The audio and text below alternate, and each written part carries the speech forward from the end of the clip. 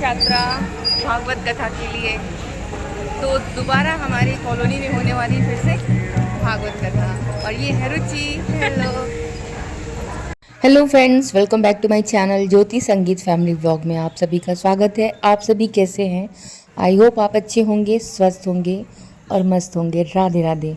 और आज के व्लॉग की शुरुआत करते हैं। तो एक भागवत कथा ख़त्म होने के बाद हमारे कॉलोनी में दोबारा से शुरू हुई है भागवत कथा। तो आज है प्रथम दिवस, मतलब कलश यात्रा। तो कलश यात्रा के साथ यहाँ पर भागवत कथा का शुभारंभ हो रहा है और बहुत सारे लोग यहाँ पे इकट्ठा हुए थे और दोपहर का टाइम था। तो हम सभी काफ़ी खुश थे कि हमारी कॉलोनी में वापस से हम सभी को भागवत कथा सुनने का अवसर मिला था। और यहाँ पर दोबारा से भागवत कथा की सुनने की खुशी जो थी वो भक्तगणों में दिख रही थी और वानू थी मेरे साथ में। और यहाँ पे सुबह से कलश यात्रा का जो शुभारंभ था वो हो चुका था। तो हमने कलश यात्रा नहीं ली थी क्योंकि जो है वह बच्चे घर पर ही थे और वैभव को लेके इन्हें डॉक्टर के पास जाना था। तो मैंने कलश यात्रा नहीं उठाई। और जब कलश यात्रा हमारे कॉलोनी के गेट पर आ गई थी तो हमने वहीं से कलश यात्रा को ज्वाइन कर लिया और यहाँ तक आ गए। और अब इसके बाद हम आपको दिखाएंगे पंडाल जहाँ पे ये भागवत कथा होगी। तो काफ़ी अच्छा रहा ये पल, बहुत ही अच्छा लगा। अब हम एंटर कर गए हैं पंडाल में। तो अब दिखाएंगे आपको कि कहाँ होगा भागवत। तो आपको दिखाते हैं, चलिए। रुचि काफ़ी क्यूटी है। हाँ, ये यहाँ पे होगा भागवत कथा। तो आप देख सकते हैं कितने सारे लोग हैं यहाँ पे और काफ़ी अच्छा भी लगता है। और यहाँ पर है भागवत कथा का आयोजन और यहाँ ये है प्रथम दिवस भागवत कथा का। चक्कर खाता रहता है, इतने चक्कर खाता रहता है कि बस चक्कर की तरह घूमते ही रहता है।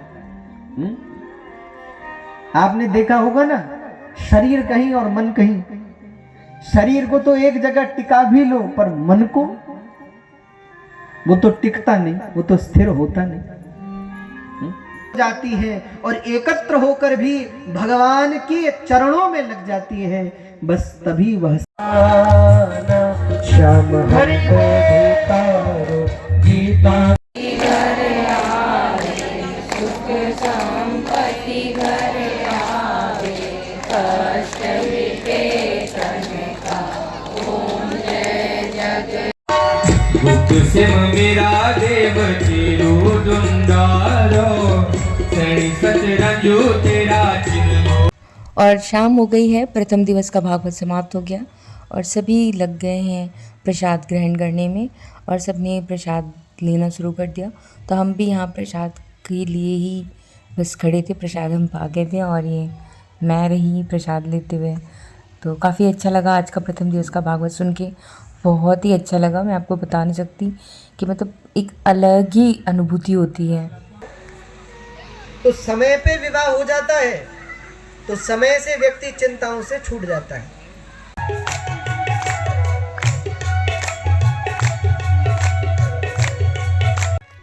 आज है द्वितीय दिवस का भागवत कथा। तो यहाँ पे द्वितीय दिवस का भागवत कथा सुनने के लिए आए हुए हैं। और ऐसा कहते हैं कि अगर आप एक दिन का सुनते हैं, अगर कहीं आसपास आपके भागवत हो रही है तो आप ज़रूर जाएं और सुने।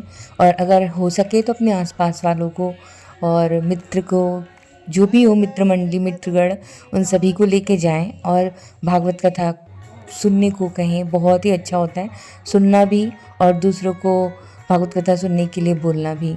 तो यहाँ पे आज आरती और उसके बाद ये ख़त्म होता है द्वितीय दिवस का भी भागवत और यहाँ पे चल रही है आरती।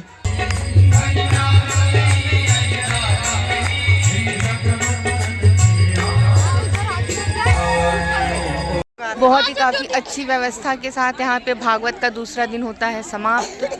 और हम मिलते हैं कल के दिन में तृतीय दिवस के भागवत में। आपको तो मिलेंगे फिर से वापस से इसी जगह पे भागवत के तृतीय दिवस में। और भागवत 9:30 पे हम लोग फिर मिलेंगे। हाँ, भजन संध्या के बाद। देखो ये वालू प्रसाद ले रही है, दे रही है, ले रही है, दे रही है, कुछ समझ में नहीं आ रहा है, गड़बड़ हो रही है बस। और काफी अच्छा लगता है भागवत को सुन के। तो हमारे कस्तूरी वाटिका में ये दोबारा सा ये सौभाग्य हमें प्राप्त हुआ है भागवत सुनने को। और हलवा गिर रहा है, खा लीजिए गाइस, हलवा खाइए, इतने करीब से खाइए।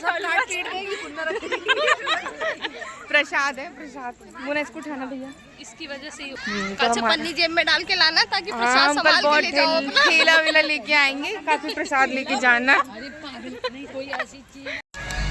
देखो, भक्त के यहाँ से 2 उदाहरण हमको लेने चाहिए।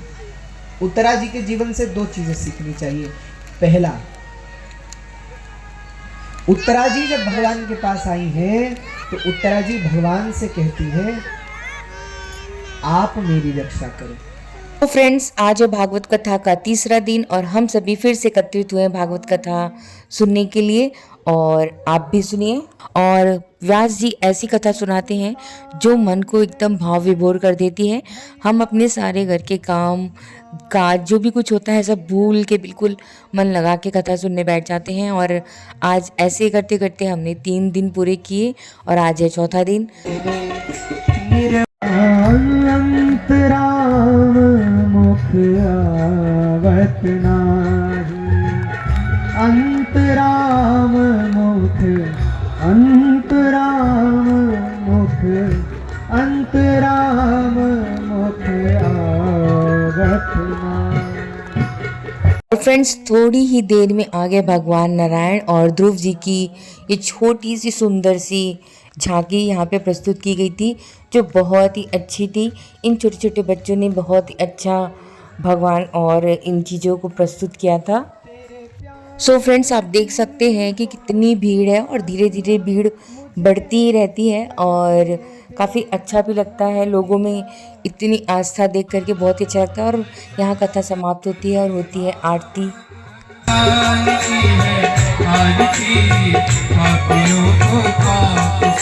ये चल करके बड़े बड़े राजा हुए। इनके ही वंश में माँ मेरू देवी के गर्भ से राजा नाभि के घर पर एक पुत्र हुए जिनका नाम हुआ ऋषभ देव, जो भगवान के। सो फ्रेंड्स, आज है भागवत कथा का चौथा दिन और सभी एकत्रित हुए हैं कथा सुनने के लिए। और दिन है सोमवार का, तो आज के दिन होता है हमारा फास्ट। तो आज मेरा फास्ट था, तो मैंने थोड़ी कथा सुन करके घर पे गई, पूजा वूजा करके वापस आई। और उसके बाद यहाँ पर होने वाला था श्री कृष्ण जन्म उत्सव। भगवान का जन्म हुआ है और काफ़ी भीड़ हुई है, तो मैं भी यहाँ पे आ गई। थोड़ी कथा सुन के गई हुई थी और थोड़ी कथा मुझे मेरे घर में कानों में सुनाई आ रही थी और वो भी मैंने कंप्लीट की। और यहाँ बहुत ही अच्छे तरीके से भगवान का जन्म हुआ है, देख सकते हैं, बहुत ही भीड़ है।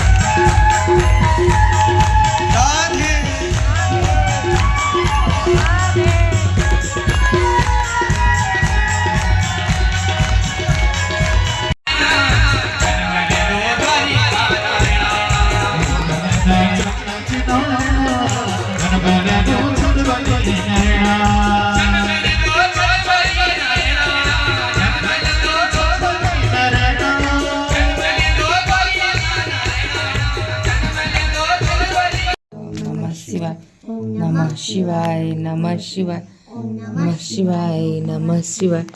सो फ्रेंड्स, आज है दिन मंगलवार और भागवत कथा का 5वां दिन।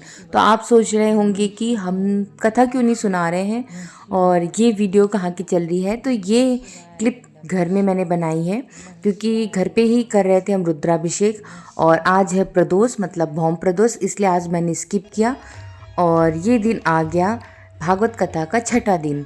तो मैं 6ठे दिन गई, 5वें दिन मैं नहीं जा सकी थी क्योंकि तो भगवान की पूजा थी और रुद्राभिषेक था, इसलिए नहीं गई।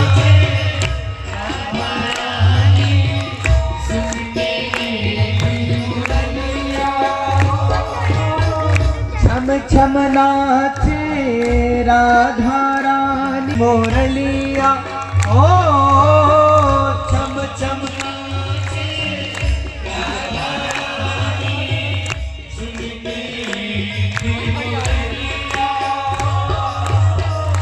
श्याम छवि पर स्यो परिष्टात् स्वयमज्जनाभा।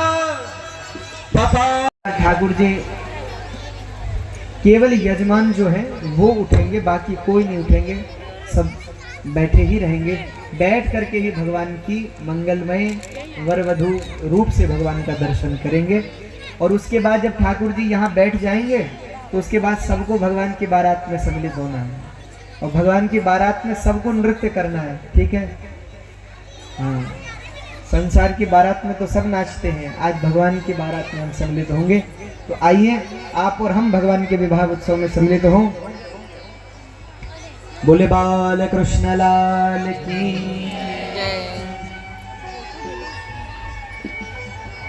सो फ्रेंड्स, श्रीमद् भागवत कथा के आज छठे दिन पर श्री कृष्ण और रुक्मिणी विवाह का यह प्रसंग और लोगों को इसका रसपान कराते हुए व्यास जी काफ़ी ही अपनी मधुर आवाज़ से भगवान की लीलाओं का वर्णन कर रहे हैं और बहुत ही अच्छा मन को लग रहा था।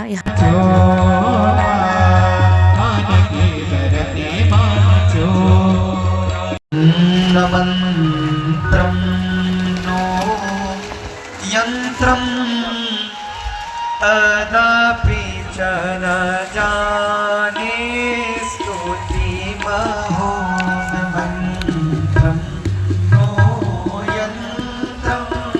सो फ्रेंड्स, आज श्रीमद् भागवत कथा का 7वां और आखिरी दिन। आज से कथा यहाँ पे समाप्त होती है और इसके बाद हवन के बाद होगा भंडारा। कि सभी पितृ देवताओं को अपने चरणों में भगवान वास दे, अपने चरणों में भगवान स्थान दे।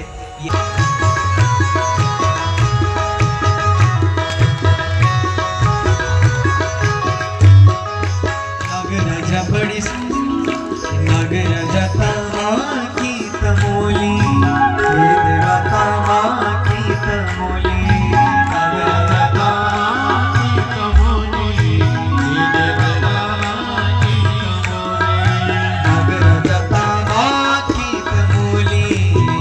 सामने भागवत की पूरी 1101 रुपये श्रीमान श्री संदीप सिंह वसेरा जी रुद्रकूट से 251 रुपये का गुप्त दान। 500 रुपये श्रीमान श्री धर्मेंद्र कुमार उत्तरकाशी नेस्ले कंपनी में। 501 रुपये बालकृष्ण।